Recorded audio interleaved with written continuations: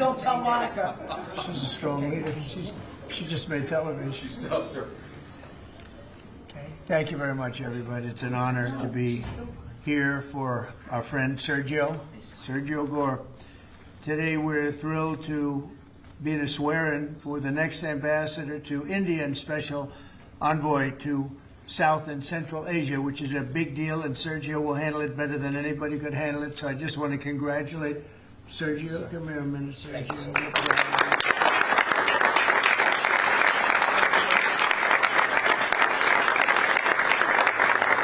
we are honored to be joined this afternoon by our great Vice President, J.D. Vance. Thank you, J.D. Secretary of State Marco Rubio. Thank you, Marco. Secretary Scott Bessent is doing a great job. Attorney General Pam Bondi. And U.S. Attorney Jeanine Pirro.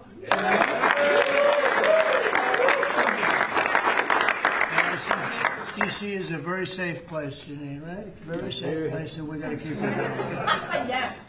Along with Senators Lindsey Graham, Jim Risch, Tommy Tuberville, and Katie Britt. And I will give you an exemption because, you know, they're supposed to be right now in the Senate. And if you guys want to sneak out, nobody will see you leaving. Do you want to do that, Lindsey, or do you want to stay for your Okay, you sneak out anytime you want. Thank you. We don't want to screw up any votes, do we? Amen. Okay, thank you. Thank you for being here. But we're also very honored to be joined by Mrs. a very special woman who I unfortunately have seen a lot of lately on television for the wrong reasons.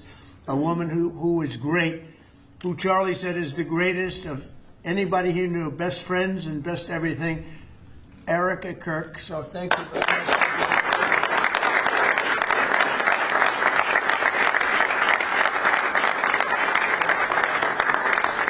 And as Erica knows, another special woman, Laura Ingraham. Where's Laura? She's here someplace. Thank you, Laura. And many other true American patriots, great people. 1 year ago, Sergio played a key role in helping us secure the most consequential presidential election victory in the history of our country. And from the day we won, he immediately began working to staff our new administration with the most talented team of any president. And we have had a great team. A couple of mistakes there, Sergio, but we won't mention them. They're gone. We got rid of them pretty quick. We found a couple we weren't thrilled with. We got them out of here. But as my director of office and presidential personnel from the early days of transition, Sergio's leadership was essential to fulfilling the historic mandate entrusted to us by the American people. And that's what we've done with the help. Here at the White House, we set new benchmarks for presidential staffing. Nobody's done it, I think, hopefully better, but certainly quicker. But I don't think anybody's done it better. We have great people, surrounded by the people that I really do love and like and respect. But we hired 4,000 appointees across every federal department in record time, including over 1,000 appointments on day one. So before we even got started, we had over 1,000 people working for us. Under Sergio's leadership, federal agencies and departments reached staffing levels of 95%, and it's faster than any administration in modern day history. And prior to his work on behalf of my 2024 campaign, Sergio had tremendous success as an entrepreneur in the publishing world. He even published my book, which went to #1. I was very happy because if it didn't, he wouldn't be here. But now I'm trusting Sergio to help strengthen one of our country's most important international relationships, and that's the strategic partnership with the Republic of India. It's a big deal. India is home to one of the world's oldest civilizations, the largest country in the world, actually. And it's got over 1.5 billion people. And we have a fantastic relationship with the Prime Minister, Modi. And Sergio has only enhanced that because he's become already friendly with the Prime Minister, knowing that Sergio is going to be the ambassador they would call constantly to say, let's get to know this man, and they like what they see. So I know you're going to have a great success over this. It's a very important relationship. but it's also the fastest growing middle class, and it's an important economic and strategic security partner in the Indo-Pacific region. It's an amazing country, actually. 1.5 billion people. China has 1.4 billion. Those are two big countries. As ambassador, Sergio will work to fortify our country's bond, promote investments in key U.S. industries and technologies, increase American energy exports, and expand our security cooperation. And, you know, we're making a deal with India, a much different deal than we had in the past. So right now they don't love me, but they'll love us again. We're getting a fair deal, just a fair trade deal. We had pretty unfair trade deals. They're very good negotiators, Sergio, so you have to take a look at that, if you would, please. But we're getting close, Scott. I think we're pretty close to doing a deal that's good for everybody, right? In the old days, do you think Biden would ask that question? I don't think so. He'd say, how are we doing with India? He didn't know about India. He didn't know a damn thing. But that's okay. We had him. Likewise, in Sergio's role as special envoy to South and Central Asia, he'll be a key emissary to a very important group of nations at the crossroads between East and West. And last week, I was honored to host the leaders of 5 Central Asian countries here in the White House, and Sergio will be helping with all of that. We had an amazing meeting the other night at the White House, and I'm confident that Sergio will do an outstanding job and make our country and all of his friends very proud. But I'm very proud of Sergio. I've known him for a long time, and he's a great guy. And most people love him. Some people don't like him so much. I'll be honest with you, Sergio. Some people, when they don't like Sergio, they don't like him. But when they like him more than anybody.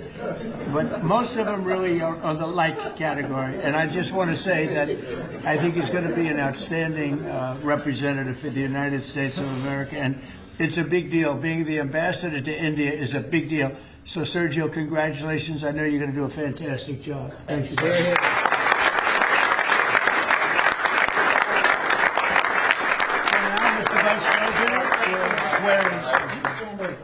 Okay. Swear him in here. Left hand on the Bible, right hand up. Thank you. Thank you, Judge. I appreciate the assistance. We have such a crowd here, you think we're swearing in a vice president, sir. Okay. Please repeat after me. I, Sergio Gore, I, Sergio Gore, do solemnly swear do solemnly swear that I will support and defend the Constitution of the United States that I will support and defend the Constitution of the United States against all enemies, foreign and domestic, against all enemies, foreign and domestic, that I will bear true faith and allegiance to the same, that I will bear true faith and allegiance to the same, that I take this obligation freely, that I take this obligation freely, without any mental reservation without any mental reservation or purpose of evasion, or purpose of evasion, and that I will well and faithfully and that I will well and faithfully discharge the duties discharge the duties of the office on which I am about to enter. of the office of which I'm about to enter. So help you God. So help me God. Congratulations, Mr. President.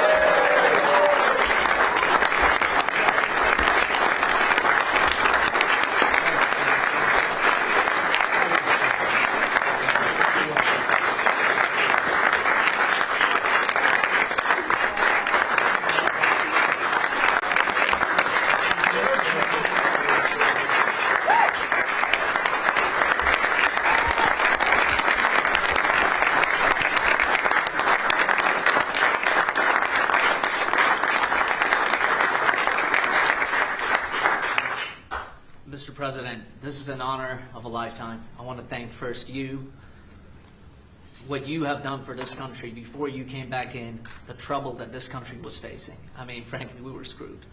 What you have achieved in 10 months has been historic, has surpassed any other presidency, and I fully believe what you will achieve in the next 3 years will never be beaten. So it has been an honor to serve you. I've been at your side for many years. I will continue to be there. And it's just an incredible honor. And I look forward to enhancing the relationship between our two nations. But again, thank you for entrusting me with this position. And I look forward to doing a great job for you. Thank you very much, Sergio.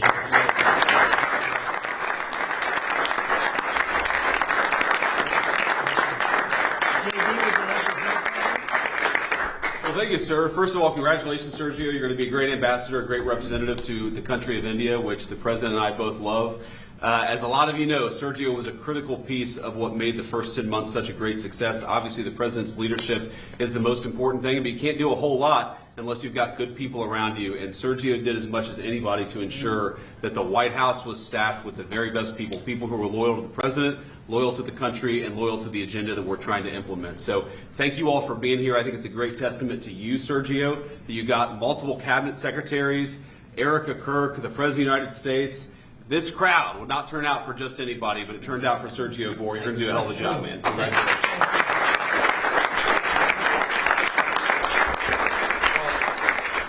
Just to echo what Sergio said, Mr. President, you've done a lot for this country, more than any other president has in such a short period of time. And part of that is putting together a phenomenal team. And I know Sergio was instrumental in helping you achieve that. And so we think he'll do a great job. This is a very impressive collection of people. There are almost 1.5 billion people in the Oval Office right now. But Sergio's going to do a phenomenal job. Those of us who've known him, so many of his friends that are here and family as well, that know how hard he works, 24 hours, 7 days a week. And that's what it takes to work in this administration, because of how much you're pushing our country forward around the world and here at home. And we know Sergio will do a great job. So congratulations, Sergio. You're going to do a phenomenal job. Thank you. Thank you. Janine, please. Well, I'm very proud to be here with Sergio, my friend, who's been my friend for many years. He is someone who is loyal, he is trustworthy, and he works as hard as anyone I know. And Mr. President, there is in this room a group of people who love you, who believe in you, and who are so proud to be in this Oval Office and to be part of this amazing day, because you have changed the course of America. You, and thank you, Sergio, for what you've done. God bless you both. Thank you.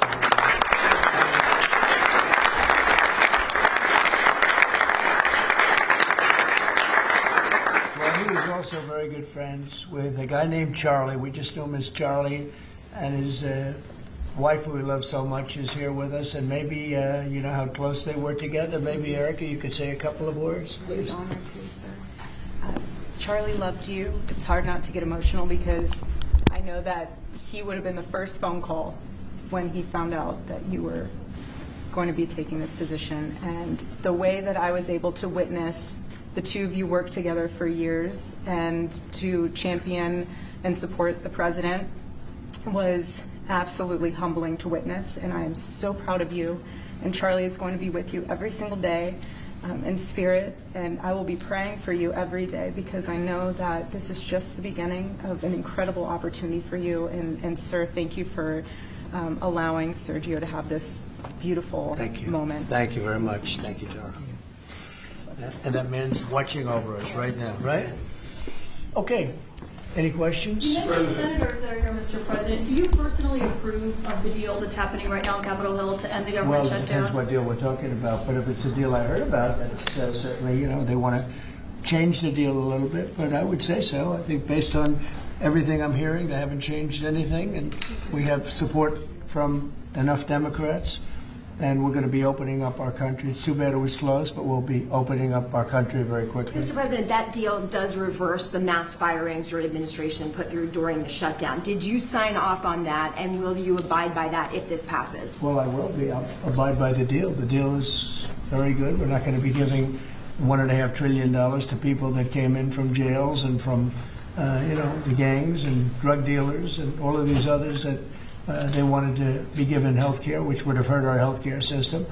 I hope that we're going to be able to have a health care where Lindsay and I were discussing it, Jim and I were discussing it, and Katie, we discussed it. We want a health care system where we pay the money to the people instead of the insurance companies. And I tell you, we're going to be working on that very hard over the next short period of time, where the people get the money. We're talking about trillions and trillions of dollars, where the people get the money. Yes, please. The Syria president, sir, could you update us on your meeting? Did you come to any agreements? Say it. With the leader of Syria you had earlier, did you come to any agreements today? Well, I've had an agreement with him. He's a very strong leader. He comes from a very tough place, and he's a tough guy. I liked him. I get along with him. The president, the new president of Syria. And we'll do everything we can to make Syria successful, because that's part of the Middle East. We have peace now in the Middle East, first time that anyone can remember that ever happening.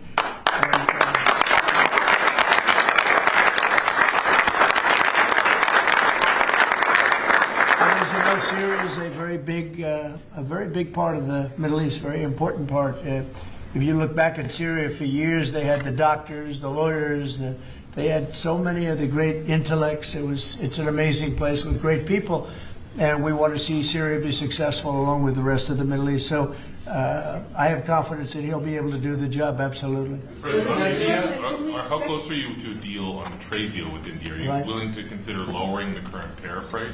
Well, right now the tariffs are very high on India because of the Russian oil, and they've stopped doing the Russian oil. It's been reduced very substantially. Yeah, we're going to be bringing the tariffs down. Well, what kind of level are we talking about here? I mean, How at close some are point, no, at some point we're going to be bringing them down. Without tariffs, this country would be in such trouble, as they were for many years. That's why we owe $38 trillion. And one of the things we're going to do, we're going to issue a dividend to our middle income people and lower income people of about $2,000. And we're going to use the remaining tariffs to lower our debt. We're going to be lowering our debt, which is a national security thing. So we're doing a lot of good work. And the numbers were reported so incorrectly. The real numbers are trillions of dollars have been taken in or gotten in terms of investment from the tariffs. And so if that were ever reversed, it would be a disaster. Frankly, it would be a national security problem for our country. And nobody thinks it's going to be reversed. I think we had a very good court case. As you know, it's before the Supreme Court right now. But if that were ever reversed, people are saying, oh, it's $1 billion. Some people said, oh, it's $2 billion. Well, that obviously we can handle very easily. But this is trillions of dollars we're talking about in terms of the tariff income and all the investment income that's come into our country. We have more than, I would say right now, more than $18 trillion. The biggest number ever is a tiny fraction of that for any country. China, the United States, the biggest number ever. If you look at the past administration, Biden, he did less than $1 trillion in 4 years. We're over $18 trillion. By the time my first year ends, we're going to have over $20 trillion of investment coming into the United States. It's unheard of. We have AI factories. We're leading China by a lot. We have cars and car plants coming in by more than we've ever had built before. All of that would go away if we lose the tariff case. So all of it would go away. So they're not giving the right numbers. It would be an economic disaster. It would be a national security disaster if we lost the case in the Supreme Court. Can we Back to that tariff Yes. rebate, this is an idea that you've been talking about for months. This is going to directly and positively impact millions of Americans. Why was this important for you to do, and when can Americans expect that rebate? So I've been back? talking about it for a long time, the dividend to people that, have suffered under the Biden administration. So Biden had the highest inflation in history, and we now are at a very low point. We're going to be hitting 1.5% pretty soon. So we're at a low point, and he was a high point. We did that. Food prices are way down. It's all coming down. And the biggest decrease, of course, is energy. And, as goes energy, goes everything else. Because when energy comes down, the oil, the electric, I think you're going to see $2 gasoline or something very close to that. In fact, we're already in the twos. But I think you're going to be seeing very soon $2 gasoline. That's like the equivalent of a massive tax cut. But in addition to that, the great big beautiful bill gives you a very, very big tax cut. And then you have no tax on tips, no tax on Social Security, and no tax on overtime for the middle income and for even, frankly, anybody. But you have no tax, and the no tax on tips has turned out to be a tremendous thing. But when you think no tax on tips, no tax on overtime, and no tax on Social Security for our seniors, it's the great big beautiful bill, which has been mischaracterized. But now people they don't want to talk about it because it's so good, the enemy, because it's so good for everybody. It's the greatest piece of legislation ever passed in the history of our country in terms of size. And hence they call it the big beautiful bill, or the one big beautiful. I call it the great big beautiful bill. It's an amazing bill for the middle class. It's an amazing bill for jobs. We've never passed anything like it. And in my first administration, so we had the greatest economy. Everything was good, but we're really outdoing it this time because we have investments coming in largely because of tariffs. And I think because of November 5th, the election result. But we have investments coming in like we've never had before. The deal in the shutdown, Mr. President, includes a vote. Please, behind you, Caitlin, behind you. Thank you. On Thank you, Syria- Caitlin. on Syria, can we expect an announcement on a pact between Syria and Israel, or an announcement on them joining the anti-ISIS Yeah, you can coalition? expect some announcements on Syria. We want to see Syria become a country that's very successful, and I think this leader can do it. I really do. I think this leader can do it. And people said he's had a rough past. We've all had rough pasts. But he has had a rough past, and I think, frankly, if you didn't have a rough past, you wouldn't have a chance. He gets along very well with Turkey, with President Erdogan, who's a great leader. Erdogan's a great leader and very much in favor of what's happening in Syria. We have to make Syria work. Syria is a big part of the Middle East. And I will tell you, I think it is working and really well. We're working also with Israel on, getting along with Syria, getting along with everybody. And that's working amazingly. As you know, Hamas has given us back numerous bodies. It sounds pretty gruesome, but it's something the parents want more than if their son had been living. Hard to believe. I've seen all of the parents, so many of the parents, and getting back the body of their son, their dead son, is as vital to them, as important to them, as if the boy was generally the boy was alive. And as you know, over the last 4 or 5 days, we've gotten a lot of the additional bodies that they said they were going to. They've worked very hard to do that. So we have peace in the Middle East. It's a great thing, and nobody's ever seen anything quite like it. Actually, I'm meeting with the Syrian trade talks president with today, Switzerland, Mr. you posted President. last week about your talks with Switzerland. We're reporting that you're near a deal that would lower their rate to With 50. Switzerland? Yeah. We're working on a deal to get their tariffs a little bit lower because, 15% is what we're hearing. Is no, that I haven't said any number, but we're going to be working on something to help Switzerland along. We hit Switzerland very hard. We want Switzerland to remain successful, and, we're a part of Switzerland in the sense that they've been a very good ally. Yeah, we're working on them and some others, and we're working on others to increase them a little bit too. How close is it with Switzerland? Switzerland, what, do you have something to do with No, Switzerland? I'm just curious. He wants to buy a watch. He wants to buy a watch. He wants to buy a nice watch. cheese. He wants to buy a nice Rolex. Right? We'll give Rolex some publicity. Because Rolex has been, they've been very nice, Now, look, it's a beautiful country. It's a small country, but economically very big. So we're working on something. After a Caitlin? meeting with the Syrian president earlier today, Marjorie Taylor Greene, who is a big ally of yours, said that she would rather see you focused on nonstop domestic policy meetings here at the White House instead of nonstop foreign policy meetings. What's your response to her saying that, and also saying that grocery prices are up and not down, as you've said? Yeah, so I don't know what happened to Marjorie. She's a nice woman, but I don't know what happened. She's lost her way, I think. But I have to view the presidency as a worldwide situation, not locally. I mean, we could have a world that's on fire where wars come to our shores very easily if you had a bad president. We had a horrible president, and we ended up with Russia, Ukraine, and we ended up with other disasters, too. Don't forget, I put out 8 wars, 9 to come. I think I'll get the other one taken care of. But I put out 8 wars. And look at the damage that Russia, Ukraine has done to us as a country. I mean, we spent $350 billion. We're not spending any money anymore. Now they pay us through NATO. I got NATO to go from 2% to 5%. Well, that's very important. When you're president, you really sort of have to watch over the world because you're going to be dragged into it. Otherwise, you're going to be dragged into a world war. I think if I weren't president, first of all, that war would have never happened if I was president. And if I weren't president, that war could have led to World War III. It won't. It's not going to anymore. But when I first got in, I said, wow, this situation could lead to World War III. And I got NATO together. I got everybody together. But with all of that, I passed a great, big, beautiful bill, which is the biggest tax cuts in the history of our country. So when somebody like Marjorie Taylor Greene, who's now catering to the other side, I don't know what, I guess she's, got some kind of an act going, but I'm surprised at her. But when somebody like Marjorie goes over and starts making statements like that, it shows she doesn't know. I don't devote a lot of my time. Let me give you another example. China. China was going to hit us with rare earth. Now, everybody says, what does that mean? Magnets.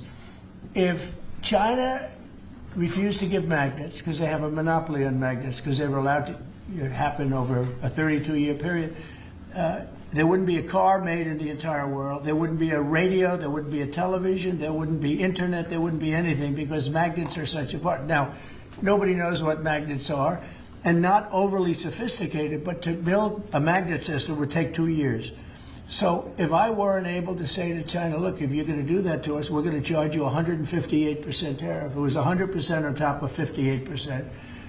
And China called up immediately and said, we will make peace. And we made peace. We made a great deal. We made an unbelievable deal.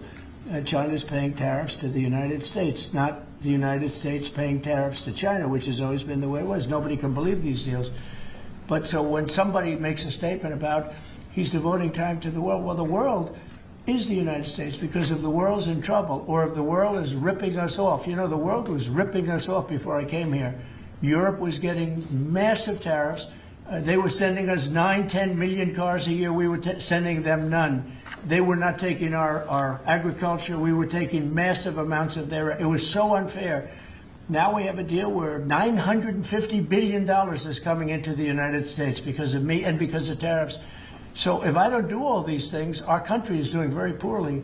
So, you know, it's easy to say, oh, don't worry about the world. But the world is turning out to be our biggest customer. The world was on fire, and we could have been in that fire very easily if you didn't have a president that knew what he was doing. Can you guarantee to Americans that travel is going to go back to normal once the government all the air It'll travel go better delays, than normal. that You know when- why? When the government reopens. Yeah, that sure. this will It'll be go. much better than normal because we're buying the most sophisticated avionics and, you know, technology for our control towers.